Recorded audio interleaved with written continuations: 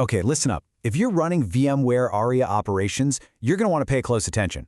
Broadcom just dropped a critical security patch, and we're about to break down exactly what this threat is and what you need to do about it, like right now. So let's not beat around the bush. At the heart of this whole alert is a flaw that could literally hand an attacker the keys to your entire system. Yeah, we're talking about a full-on remote takeover. Understanding how this works is the first step to making sure it doesn't happen to you. All right, so first things first, we need to decode these vulnerabilities. The new patch from Broadcom isn't just for one thing, it actually tackles 3 separate security flaws. So let's take a closer look at what we're dealing with. The one you really need to worry about, the headliner, is CVE 2026-22719. It's what's called a command injection issue. And what makes it so critical is that an unauthenticated attacker can exploit it. You heard that right. They don't even need a password to get started. So how bad is it? Well, check out this number, 8.1. That's its CVSS severity score. Now, on the industry standard scale, anything above a 7.0 is considered high severity.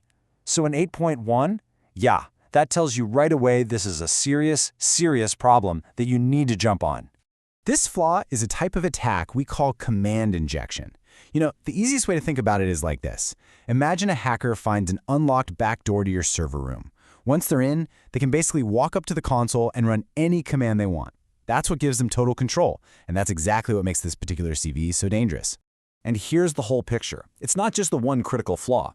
Alongside that command injection vulnerability, Broadcom also patched a high-severity cross-site scripting bug, that's the 8.0, and a medium-severity privilege escalation flaw. When you see these 3 lined up together, it really paints a picture of a very dangerous potential attack chain.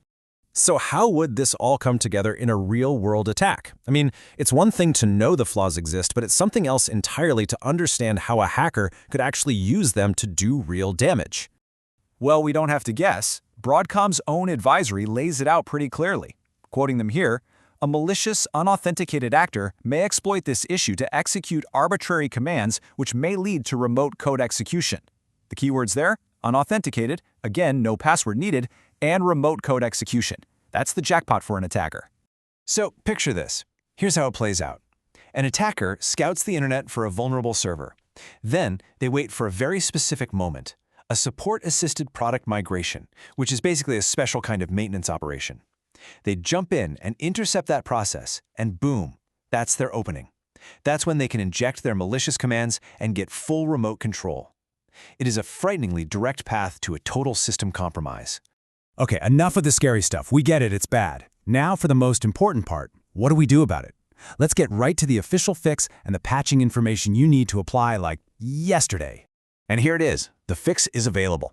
If you're on VMware Cloud Foundation or vSphere Foundation, you need to update to version 9.0.2.0. If you're using the standalone version of Aria Operations, you need to get to 8.18.6. The bottom line is simple. Check your versions, find the right patch, and get it deployed as soon as you possibly can. Now for the question that's probably been nagging you this whole time, the one that always comes up with a new vulnerability like this.